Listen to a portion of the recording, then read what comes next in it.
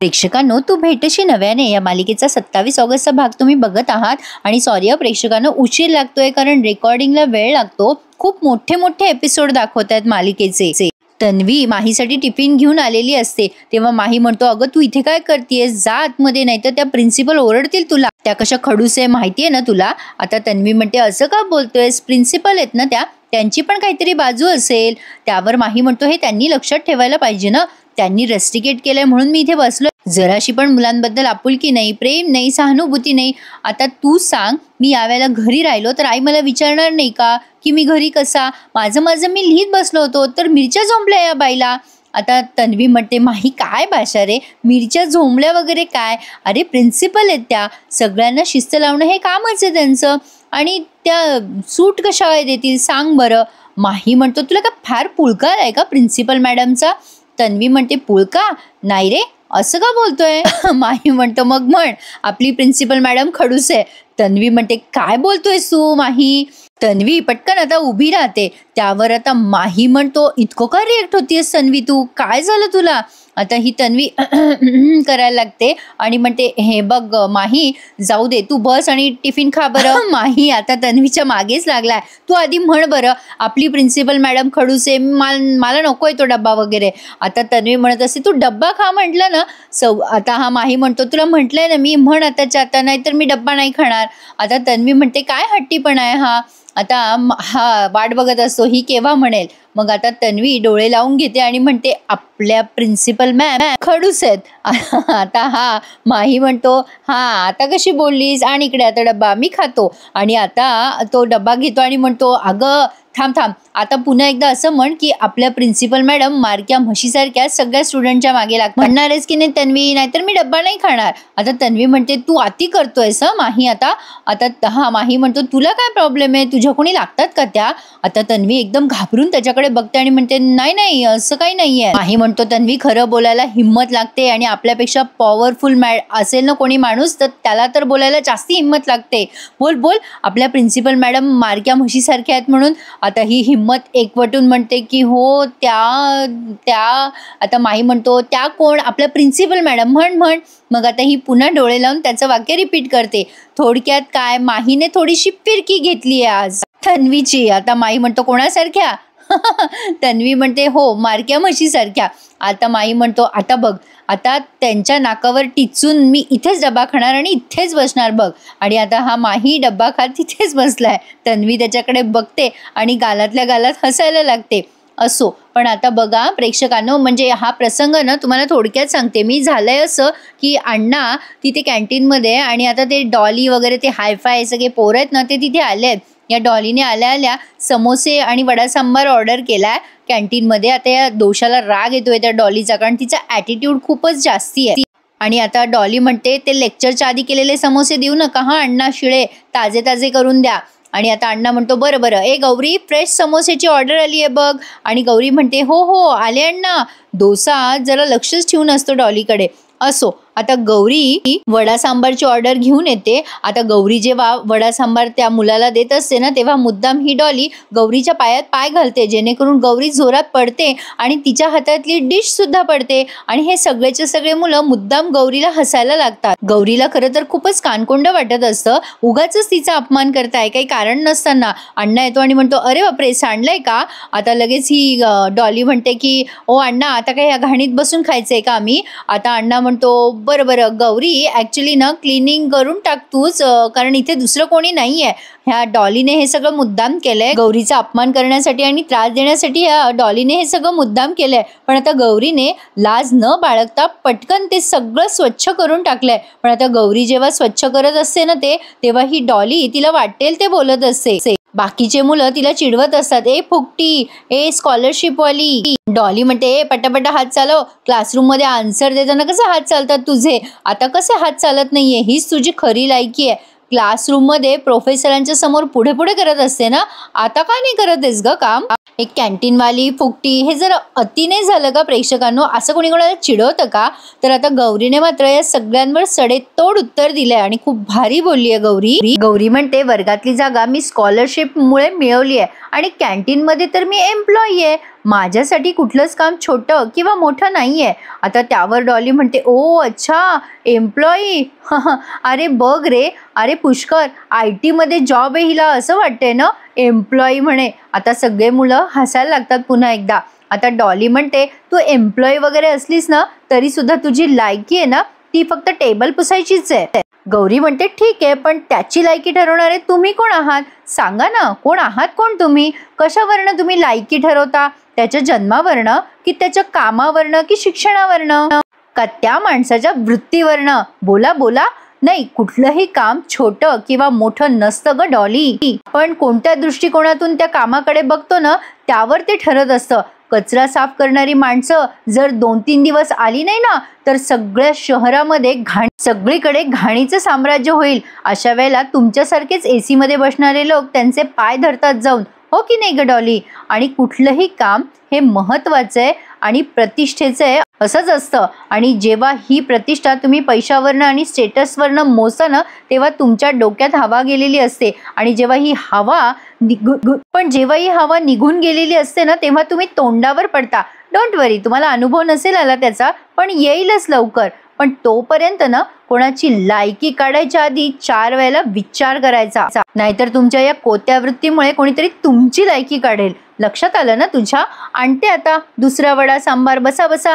आता गौरीने काय छान उत्तर दिलं ना प्रेक्षकांनो. गौरीचं म्हणणं मात्र 100% खरं आहे. शहरामध्ये जर 2 दिवस जरी कचऱ्यावाले फिरले नाही ना प्रेक्षकांनो, बाप रे केवढा वास सुटतो. खरंच कमाल असते त्या लोकांची, स्वतःचा जीव धोक्यात घालून शहर सगळं स्वच्छ ठेवण्याची. बापरे.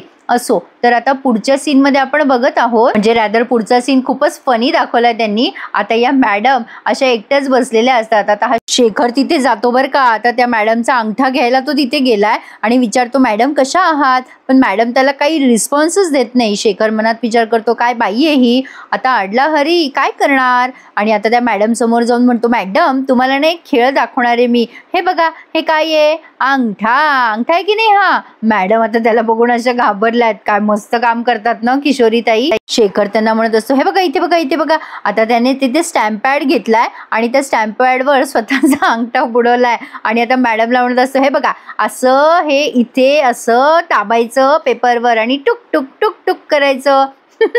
मॅडमला फार गंमत वाटतीये. रॅदर मॅडमचा छान टाइमपास झालाय असं म्हणायला हरकत नाहीये. शेखर म्हणतो द्या द्या तुमचा अंगठा द्या, तुम्ही पण जादू करा. आता शेखरला बोलता बोलता म्हणजे शेखरने त्याचा अंगठा त्याच्या कपाळाला लागलाय आणि तो ठसा उमटलाय इंकचा आणि त्या शाईचा ठसा उमटलेला बघतायत मॅडम त्याच्याकडे. शेखर मॅडमला दाखवायचा प्रयत्न करत असतो हे बघा हे बघा हे असं असं असं करायचं अंगठा. आता मॅडम काय करतात, तो अंगठा बुडवतात स्टॅम्प पेपरवर, शेखरचे केस पकडतात आणि शेखरच्या तोंडावर ठसे मारतात.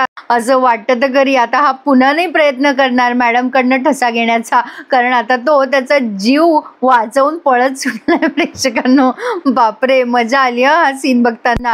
पण हे तर काही नाही, आता खरी मजा पुढे आहे. शेखरने ते दार लावलंय आणि आता स्वतःशीच ओरडतोय अरे यार काय बाई आहे ही.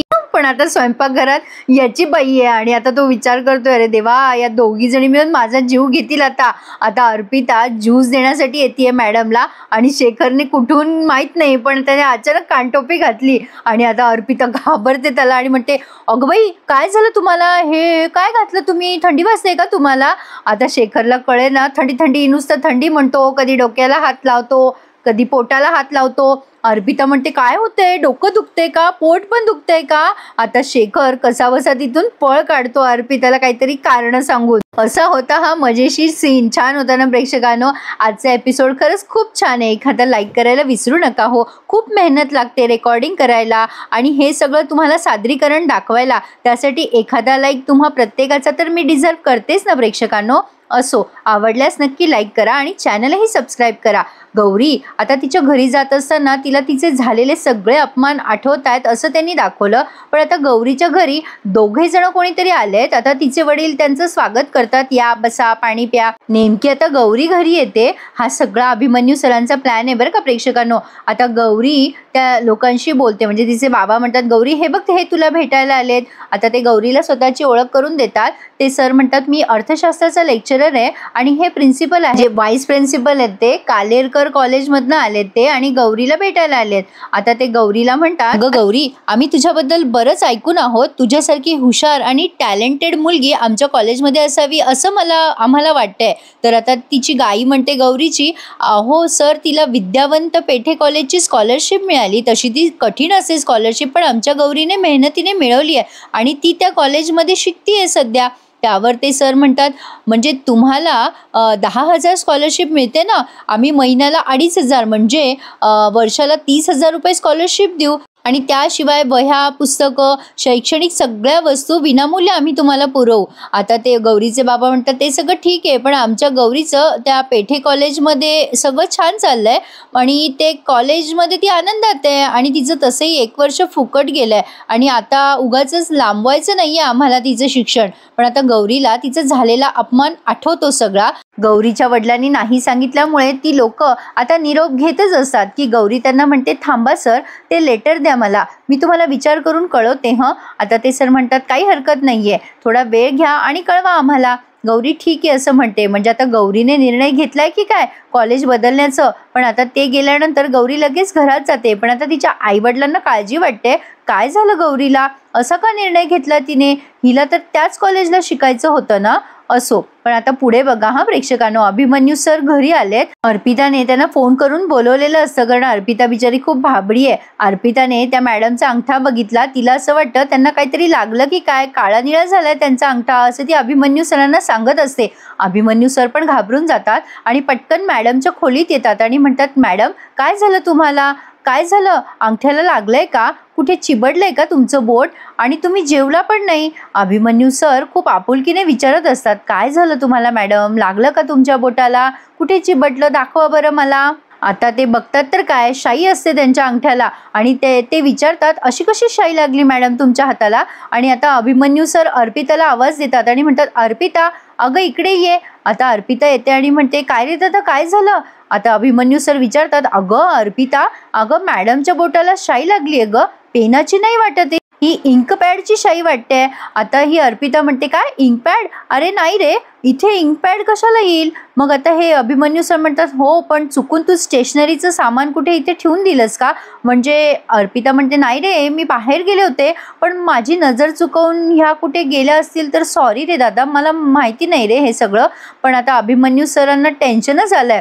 ते म्हणतात की अगं असं कसं पण त्यांच्या हाताला शाई लागली, उद्या त्यांनी चुकून शाईची बाटली प्यायली वगैरे तर केवढ्याच जाईल आपल्याला.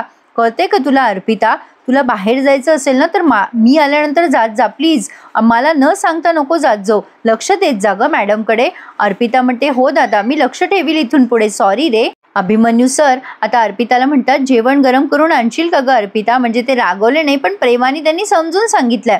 आता अर्पिता ते ताट घेऊन जाते. आता अभिमन्यू सर आपुलकीने मॅडमला विचारतात, काय झालं मॅडम, तुम्ही असं का वागता आहात, त्या दिवशी तुम्ही रेघोट्या मारल्यात पेनाने पेपरवर आणि आज शाई लावून घेतलीत हातावर, काय होतंय काय मॅडम तुम्हाला.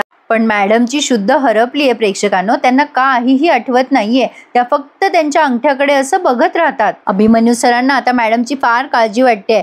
तर आता रात्री हे सगळेजण जेवायला बसलेले असतात तेव्हा आभा अभिमन्यू सरांना म्हणते, काय रे ब्रो, तुझ्या बहिणीला चेन आणि पेंडॉल दिलंस तू आणि भाचीला काय नुसतं खाण्यावरच कटवलंस का. अभिमन्यू सर म्हणतात, उगा टोमणे मारू नकोस आभा, तुला काय हवंय ते बोल. आता आभा खूप गोड बोलते आणि म्हणते, मला ना मामी हवी, जी जरा तुला 4 चौघांशी बोलायला शिकवेल, हसवायला शिकवेल, माणसामध्ये आणेल. यु नो तुझ्या लाईफमध्ये ना फिमेल एनर्जीचीच कमी आहे, त्यामुळे तू असं उदास असतोस आणि तुझ्या लाईफमध्ये एखादी मस्त मुलगी आली पाहिजे जी तुला एकदम इन्थुझियास्टिक बनवेल. पण आता आभाने असं बोलल्यानंतर अभिमन्यू सर एकदम नाराज होतात आणि त्यांना तन्वी आठवते. असो, पण आता ही पण गप्प बसते बिचारी आभा, कारण तिची आई म्हणते, अर्पिता काय हे आभा, किती आगाऊपणा, गप्प बस. आता बघा प्रेक्षकांनो, त्या आबाचे वडील म्हणजे शेखर तिथे आलाय टोपी घालून आणि आता अभिमन्यू सर म्हणतात, हे काय आहे, काय घातलंय याने? बहुतेक तरी शाईचे चेहऱ्यावरचे डाग अजून निघालेले दिसत नाहीयेत शेखरच्या. तर आता हे अभिमन्यू सर म्हणतात, काय ग, काय झालं हे अर्पिता? अर्पिता म्हणते, बघ ना अरे दादा, थंडी वाजते त्यांना, दुपारी हुडहुडी भरून आली आणि झोपलेले होते बघ, आत्ता उठलेत. आता याचं लक्ष, शेखरचं लक्ष बारीक आहे आणि आता तो शेखर त्या अर्पिताच्या चेनकडे बघतो आणि मनात विचार करतो, स्वतः सोन्याचे दागिने घालून मजा मारतीये आणि इकडे इकडे नवरा दुपारपासनं जेवल्या नाहीये, तर हिला काळजी पण नाहीये. शेखर मनातच बोलत असतो, दुपारपासनं अन्नाचं कण नाहीये ग पोटात, वाढ लवकर. पण आता अभिमन्यू सर म्हणतात, अगं अर्पिता, हे काय कोफ्ते बिफ्ते वाढतेस त्याला? अरे त्याला लंघन करू दे जरा, त्याला काहीच वाढू नकोस. अर्पिता म्हणते, बरोबर आहे तुझं दादा. आता लगेच हे शेखर म्हणतो, अरे नाही नाही, मला वाढा चालेल मला कोफ्ते. आता अर्पिता म्हणते, नाही नाही अहो, थांबा जरा, मी तुमच्यासाठी गरम गरम पेज करून आणते.